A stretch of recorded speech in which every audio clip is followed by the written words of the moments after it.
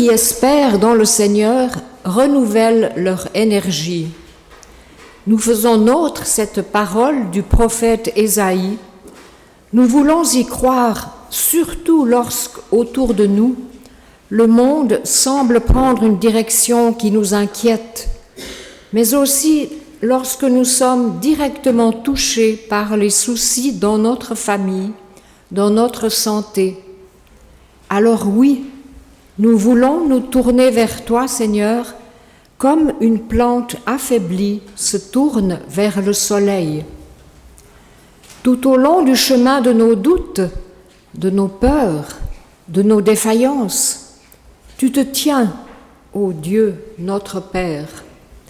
Donne-nous chaque jour la mesure de foi, de courage, d'espérance et de force renouvelée dont nous avons tant besoin pour avancer et pour nous relever, ou plutôt pour être relevés lorsque nous trébuchons.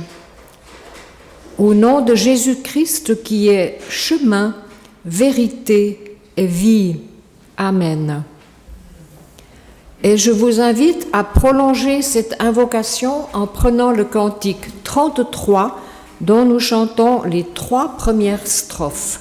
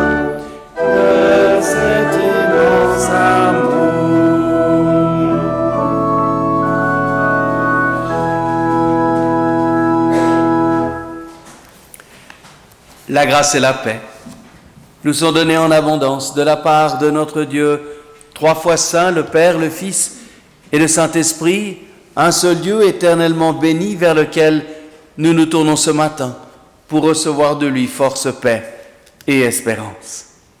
Bienvenue à chacune et chacun d'entre vous ce matin. Bienvenue à vous, tout particulièrement si vous êtes ici en visite ou pour la première fois. Soyez tout particulièrement les bienvenus.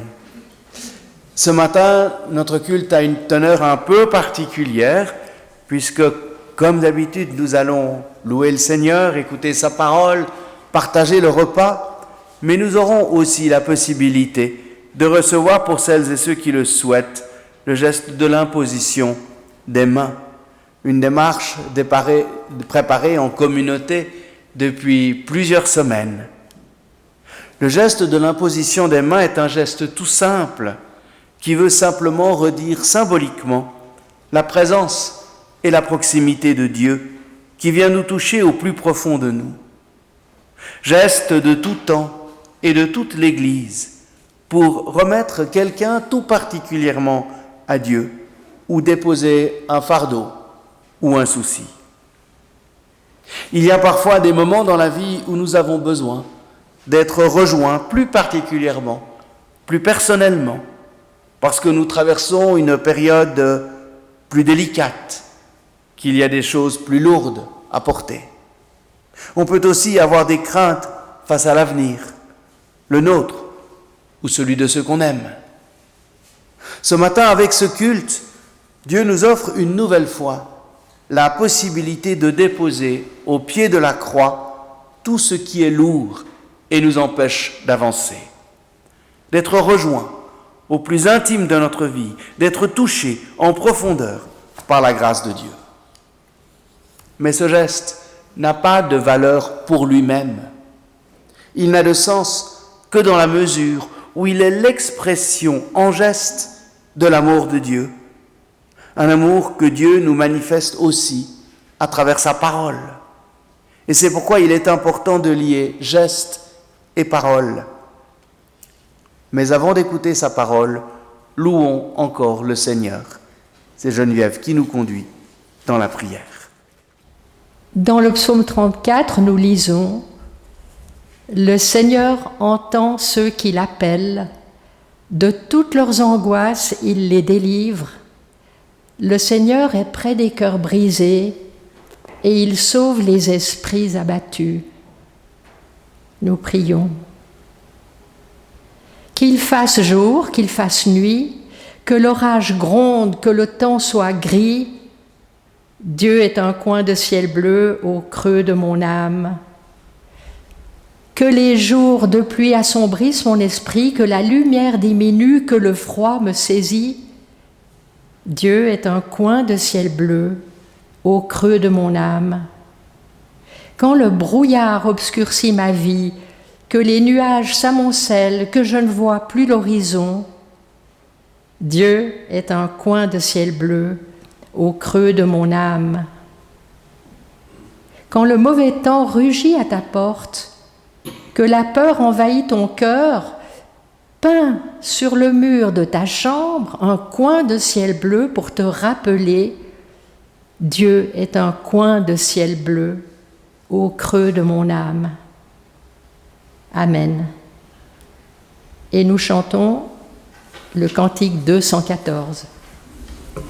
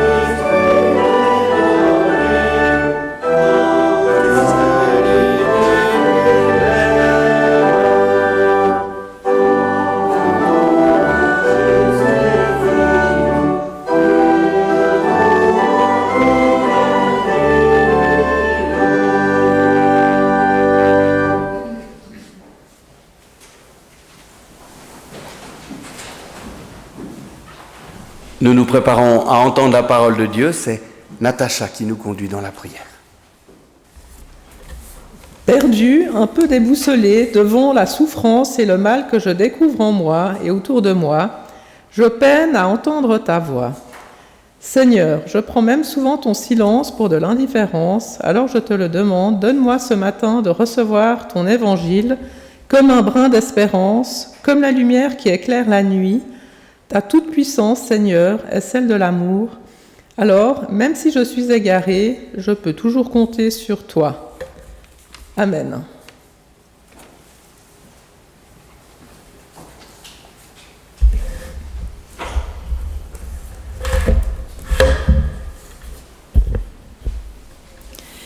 Notre première lecture est tirée du prophète Ésaïe au chapitre 43. Ne crains pas, car je t'ai racheté. Je t'ai appelé par ton nom.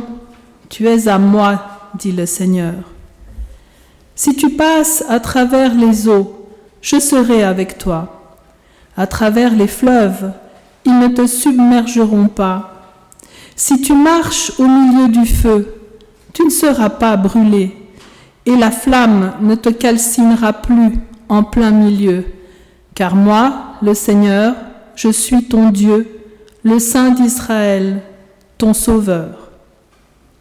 J'ai donné l'Égypte en rançon pour toi, la Nubie et Séva en échange de toi, du fait que tu vaux cher à mes yeux, que tu as du poids, et que moi, je t'aime. Nous poursuivons avec ce récit de guérison dans l'Évangile selon saint Marc au chapitre 7. Jésus quitta le territoire de Tyr et revint par Sidon vers la mer de Galilée en traversant le territoire de la Décapole. On lui amène un sourd qui, de plus, parlait difficilement et on le supplie de lui imposer la main. Le prenant loin de la foule, à l'écart, Jésus lui mit les doigts dans les oreilles, cracha et lui toucha la langue. Puis, levant son regard vers le ciel, il soupira. Et il lui dit, « Ephata », c'est-à-dire « ouvre-toi ». Aussitôt, ses oreilles s'ouvrirent, sa langue se délia et il parlait correctement. Jésus leur recommanda de n'en parler à personne, mais plus il le leur recommandait, plus ceux-ci proclamaient. Ils étaient très impressionnés et ils disaient, « Il a bien fait toutes choses. Il fait entendre les sourds et parler les muets. »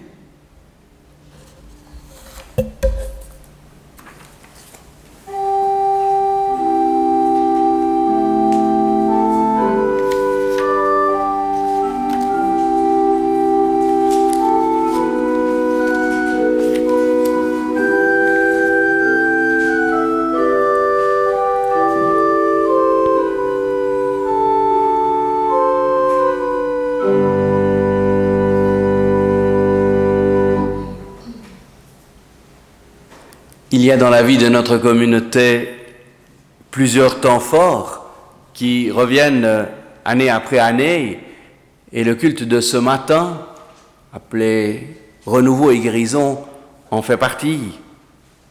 Ce temps de l'imposition des mains est un signe qui se veut tout simple pour dire la tendresse de Dieu qui vient nous toucher au cœur de notre fragilité.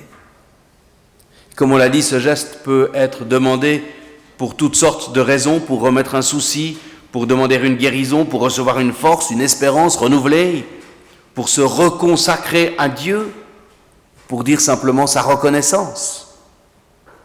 Mais il s'agit bien là d'une démarche communautaire où chacun a sa place, où chacun a un rôle à jouer, un peu à l'image de ces personnes qui porte ce sourd muet devant Jésus.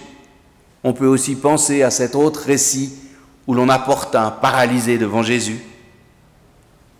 Nous sommes tous responsables de littéralement nous porter les uns les autres dans notre prière. Dans le texte de Marc que nous avons relu ce matin, nous voyons Jésus opérer une guérison physique. Le sourd-muet peut à nouveau, grâce à l'intervention de Jésus, recouvrer la parole, et lui, il est guéri. Mais de fait, il y a plus que cela. Il est non seulement guéri, mais il est désormais ouvert à Dieu, ouvert aux autres.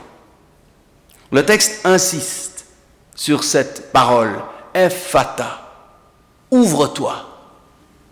Le drame du sourd, c'est qu'il est enfermé en lui-même, replié sur lui.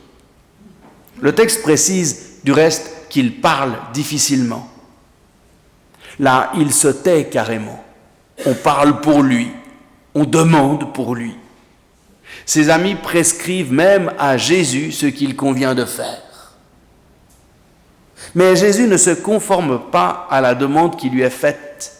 Il aurait pu simplement dire « entends et parle » ou « ta foi t'a sauvé », comme il le fait dans d'autres récits de guérison.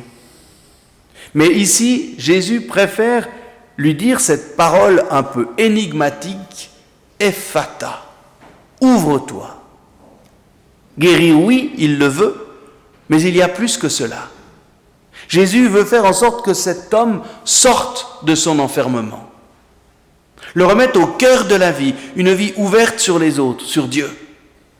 En insistant ainsi sur cette ouverture, sans négliger pour autant l'aspect physique de la guérison, ce texte nous invite, nous aussi, à élargir notre compréhension du terme même de guérison, qui parfois peut prêter à interrogation quand on parle de culte, renouveau et guérison.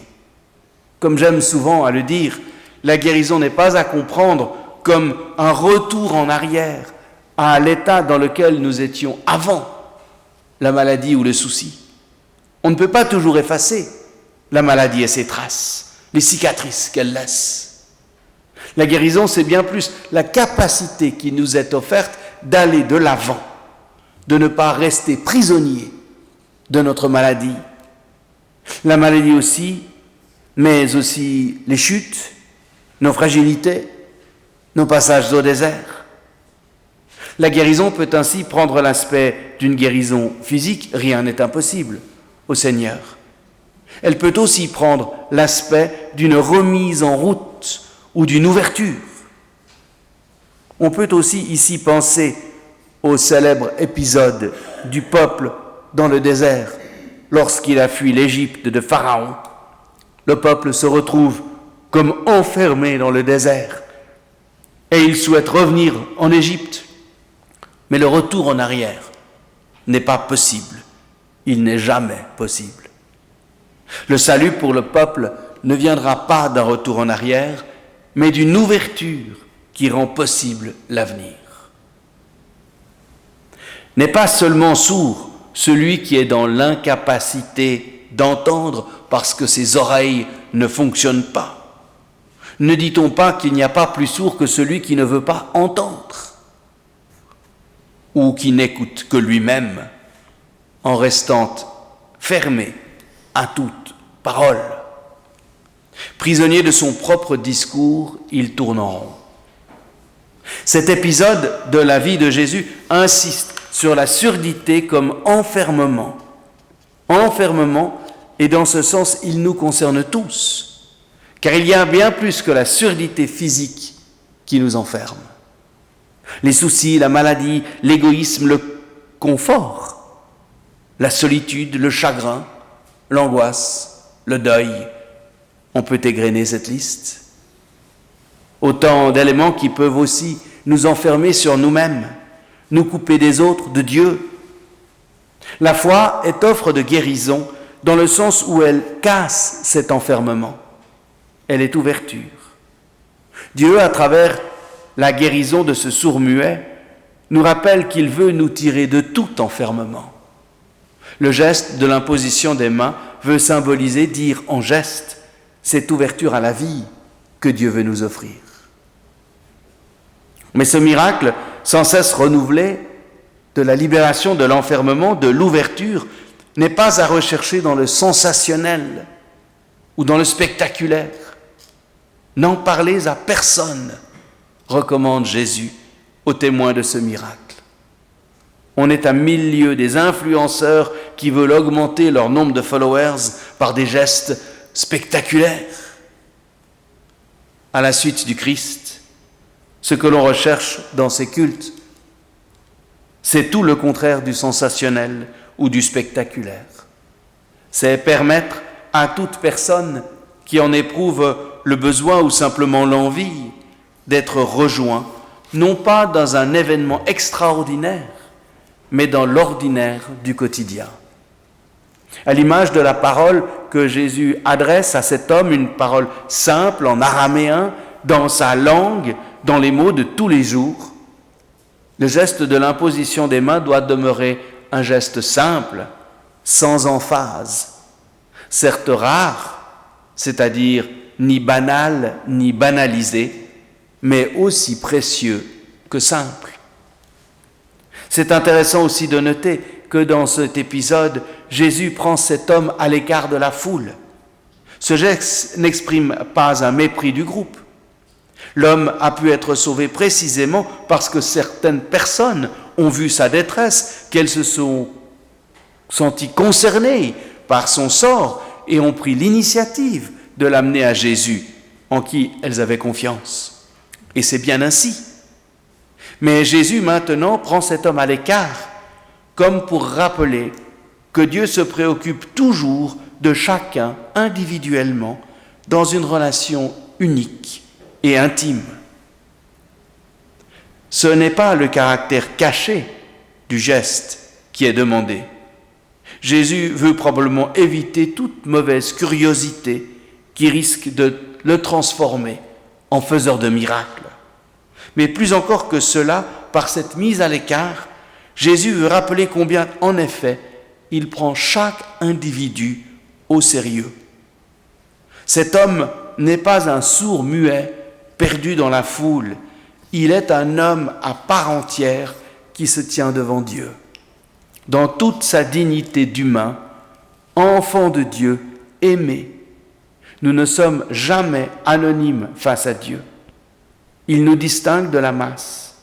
Il agit pour nous. Il nous parle. Il nous écoute. Et ce n'est pas seulement l'humanité qui a du prix à ses yeux.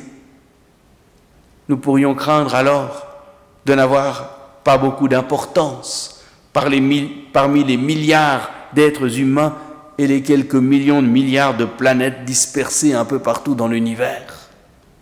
Mais en réalité, si nous avons vraiment du prix aux yeux de Dieu, oui, nous avons du prix à ses yeux. En Christ, Dieu nous reçoit en privé et c'est à nous qu'il s'adresse, c'est nous qu'il sauve dans un face-à-face intime. Une chose encore est intéressante à souligner, c'est que Jésus associe le geste et la parole. Par ces gestes, Jésus touche les parties malades, douloureuses du sourd-muet, mettre les doigts dans les oreilles, cracher sur la langue.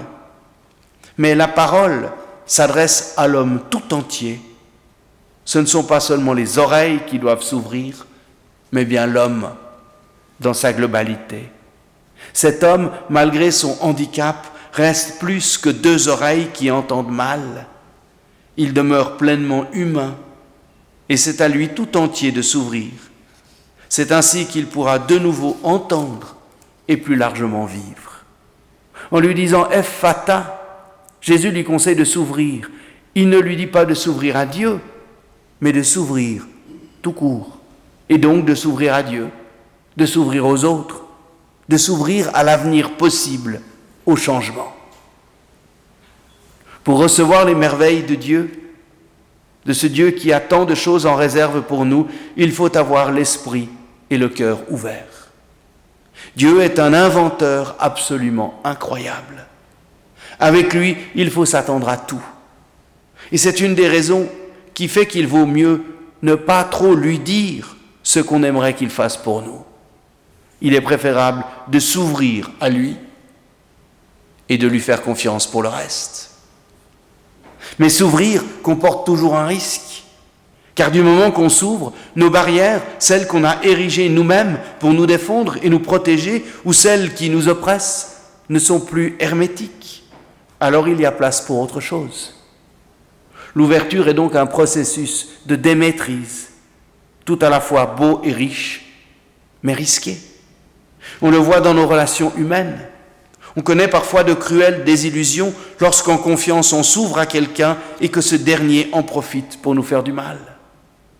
Avec Dieu, nous pouvons avoir confiance qu'il en va différemment. Il ne veut jamais profiter de nos faiblesses, de notre ouverture, mais il attend que nous le laissions entrer. Nous relisons ce beau verset du livre de l'Apocalypse. « Voici, je me tiens à la porte et je frappe. Si quelqu'un entend ma voix et ouvre la porte, j'entrerai chez lui et je prendrai la scène avec lui et lui avec moi. » Alors, au cœur de nos faiblesses, Dieu saura nous toucher pour dire les mots de sa tendresse, une tendresse qui apaise et réconforte, remet debout et nous permet de briser tout enfermement, nous ouvrant ainsi à la vie, une vie renouvelée, une vie forte malgré nos faiblesses, guérie malgré les souffrances qui peuvent demeurer. S'ouvrir à Dieu, le laisser descendre tout au fond de nous, jusque dans ces zones reculées et obscures de notre existence, jusque dans les lieux de faiblesse ou de blessure. S'ouvrir à Dieu, lui demander de nous guérir de tous nos enfermements pour ouvrir un chemin de vie renouvelé devant nous. Voilà une manière parmi d'autres de comprendre ce beau geste, ce geste tout simple et millénaire de l'Église, ce geste de l'imposition des mains, où l'on se remet en toute simplicité à la grâce aimante de Dieu, une grâce qui vient nous toucher au plus profond de nous-mêmes. Amen.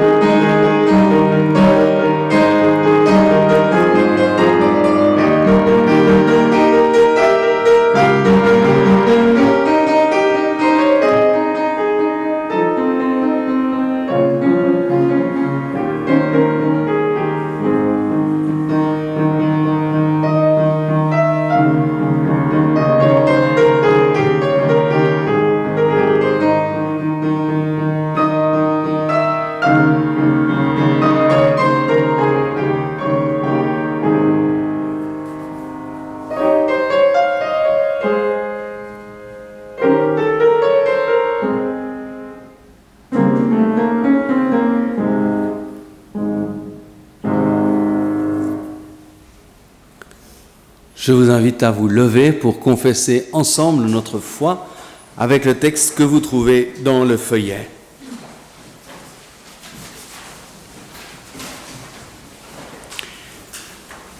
Nous croyons en Dieu.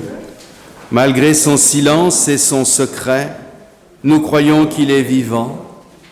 Malgré le mal et la souffrance, nous croyons qu'il a fait le monde pour le bonheur et la vie. Malgré les limites de notre raison et les révoltes de notre cœur, nous croyons en Dieu. Nous croyons en Jésus-Christ, malgré les siècles qui nous séparent de lui, nous croyons en sa parole. Malgré sa faiblesse et sa pauvreté, nous croyons que sa mort est notre vie. Malgré notre incompréhension et nos refus, nous croyons en sa résurrection. Nous croyons en l'Esprit Saint. Malgré les apparences, nous croyons qu'il conduit l'Église. Malgré la mort, nous croyons en la résurrection. Malgré l'ignorance et l'incrédulité, nous croyons que le royaume de Dieu est pour tous les humains. Amen. Et j'invite Isabelle et Pierre à me rejoindre à la table.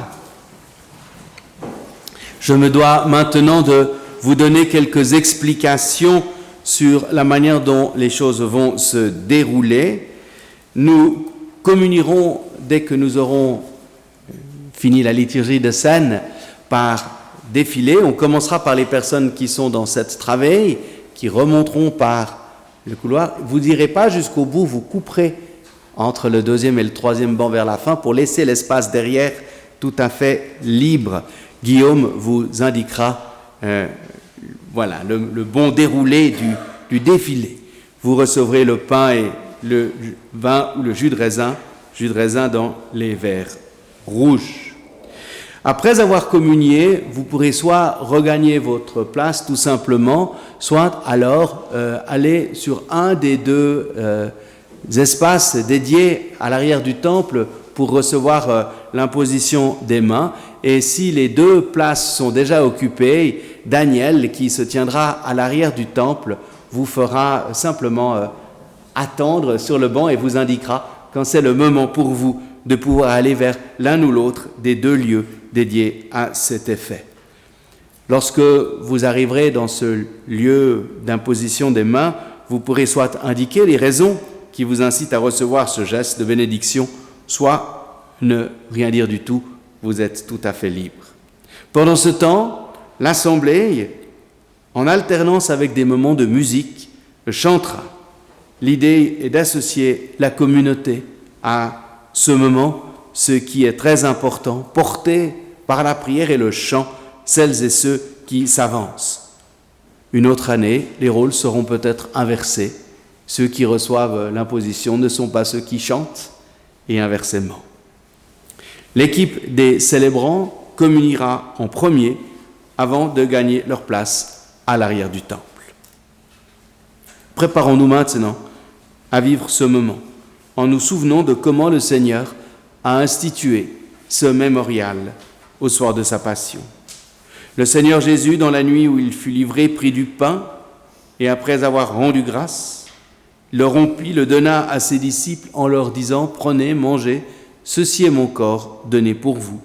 Faites cela en mémoire de moi. » De même, après le repas, Jésus prit la coupe et après avoir rendu grâce, il la leur donna en disant « Buvez-en tous, ceci est mon sang, le sang de l'alliance nouvelle et éternelle, versé pour la multitude, pour le pardon du péché. Faites cela en mémoire de moi, toutes les fois que vous en boirez. »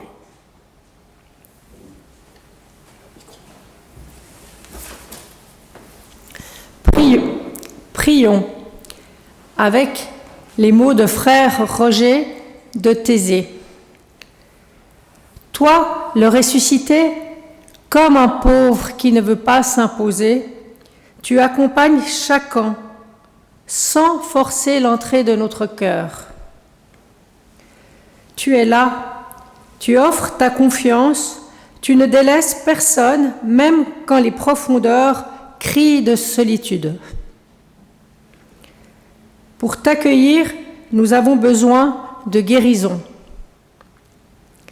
Pour te reconnaître, il importe que nous prenions le risque de refaire à tout moment le choix de te suivre. Sans ce choix, à chaque fois radical, nous nous traînons. Te choisir, c'est entendre nous dire « Toi, m'aimes-tu » Amen. En restant assis, je vous invite à prendre le cantique numéro 130, l'Agnus Dei.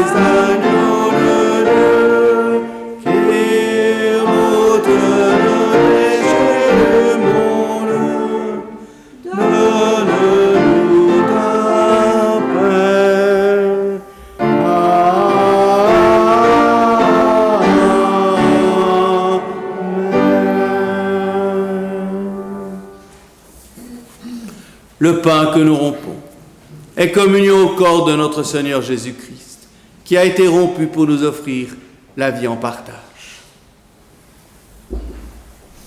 La coupe de bénédiction pour laquelle nous rendons grâce est communion au sang de notre Seigneur Jésus-Christ, le sang de l'alliance nouvelle et éternelle versé pour la multitude et pour la vie.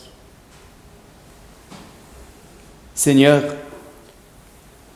nous te le demandons, envoie maintenant sur nous ton Esprit Saint, brise discrète, souffle ténu, qui nous dit ta présence toute proche, autour de nous et en nous. Que ton souffle nous pénètre, nous remplisse, nous renouvelle et nous transforme par l'élan de ton abondance généreuse, de ton pardon et de ta grâce. Et ensemble, réunissons nos prières dans celle que le Seigneur nous a enseignée. Notre Père qui es aux cieux, que ton nom soit sanctifié, que ton règne vienne, que ta volonté soit faite sur la terre comme au ciel. Donne-nous aujourd'hui notre pain de ce jour. Pardonne-nous nos offenses, comme nous pardonnons aussi à ceux qui nous ont offensés. Et ne nous laisse pas entrer en tentation, mais délivre-nous du mal, car c'est à toi qu'appartiennent le règne, la puissance et la gloire au siècle des siècles. Amen. Et j'invite maintenant celles qui vont, dans un instant, vous proposer de recevoir l'imposition des mains à s'approcher de la table pour recevoir la Sainte Seine. Mettez-vous devant.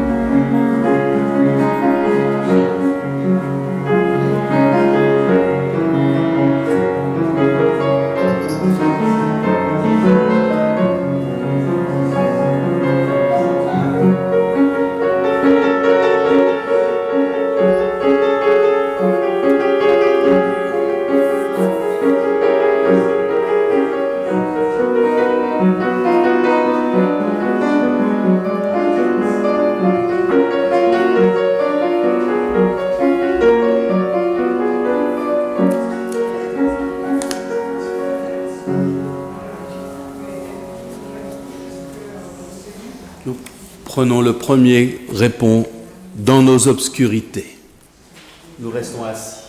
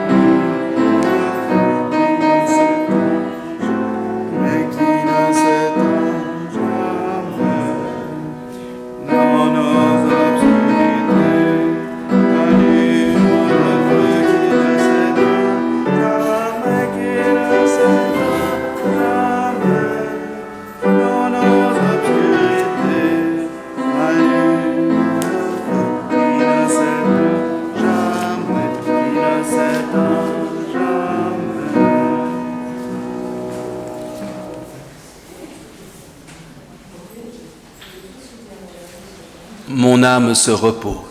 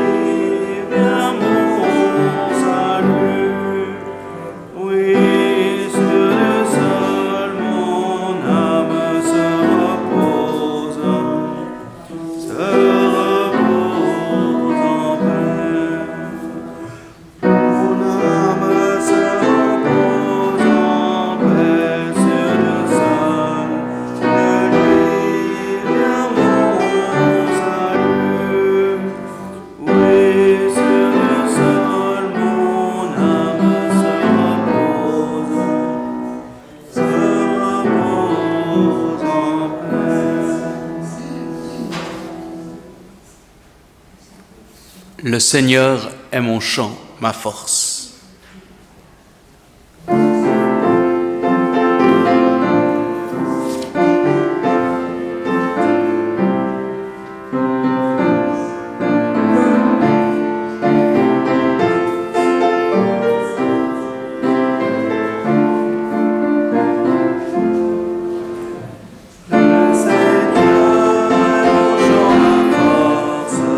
Le Seigneur, mon salut.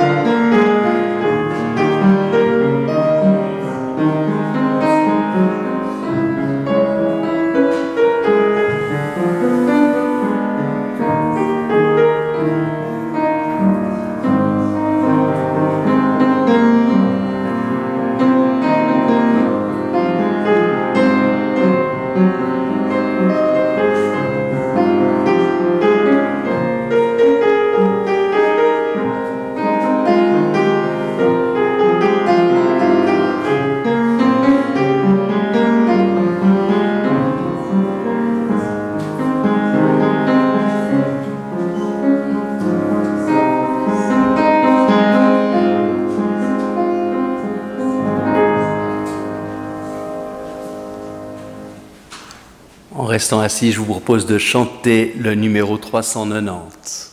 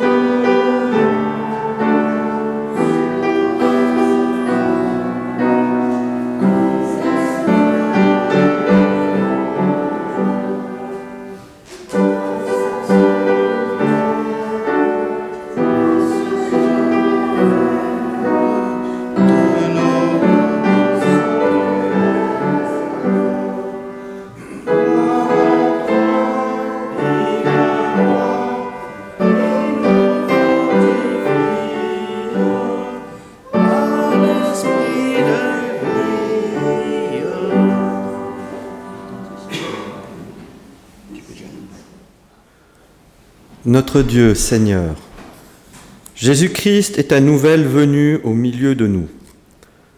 Par lui, nous entendons les mots de ton amour. Par lui, nous parvient la nouvelle que toi, Dieu, tu ne laisses personne se perdre dans la souffrance, le mal ou le désespoir qui vient des blessures de la vie. Par lui, nous arrive la nouvelle qu'aucun vivant n'est condamné au péché ou à la médiocrité.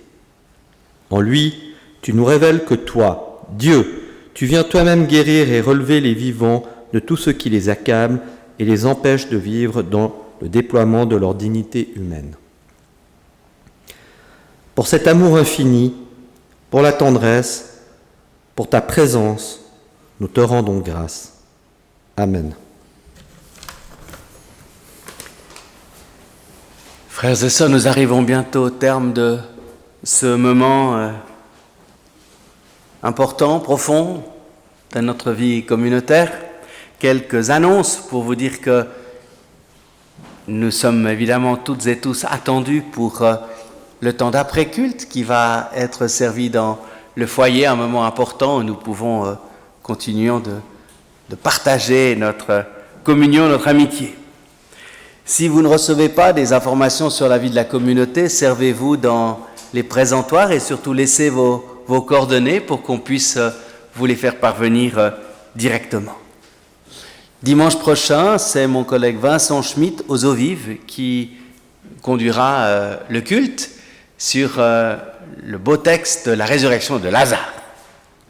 Et puis, dès le 29, nous entrerons dans la Semaine Sainte, donc dans 15 jours, avec le culte des rameaux, un culte que nous célébrerons à Malagnou et qui réunira là toutes les générations. Et puis pour la Semaine Sainte, nous aurons des offices tous les soirs comme à l'habitude. Voilà, nous allons encore chanter une dernière fois, durant ce chant, l'offrande pour la vie de la communauté va être recueillie. Nous chantons au cantique 409. Nous pouvons nous lever pour chanter.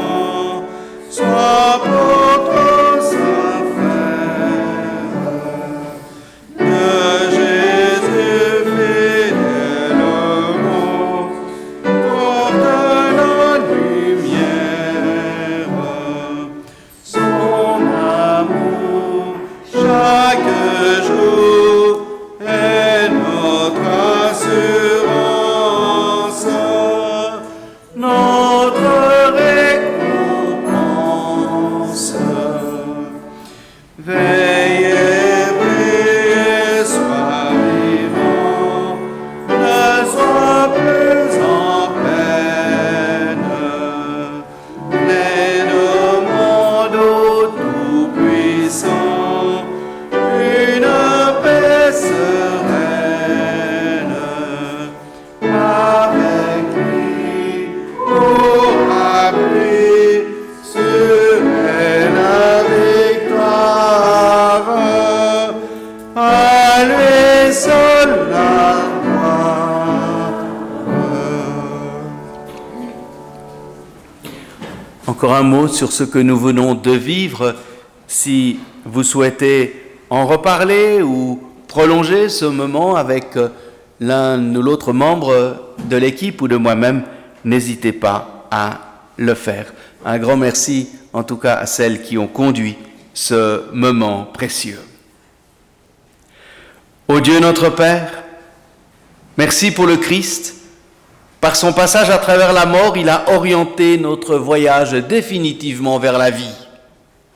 Nous t'en prions que la joyeuse nouvelle de ta résurrection demeure brûlante en nous, qu'elle nous accompagne chaque jour comme une parole et une musique obstinée qui transfigure notre vie. Amen. Jésus lui mit les doigts dans les oreilles, cracha et lui toucha la langue. Puis, levant son regard vers le ciel, il soupira et il lui dit « Ephphatha, ouvre-toi ». Puissions-nous être ouverts aux bénédictions que le Seigneur nous donne généreusement. Oui, que l'amour de Dieu le Père, la grâce de Jésus-Christ notre Seigneur et la communion du Saint-Esprit nous gardent et nous conduisent dans sa paix. Ouvrons-nous à la bénédiction de Dieu. Amen.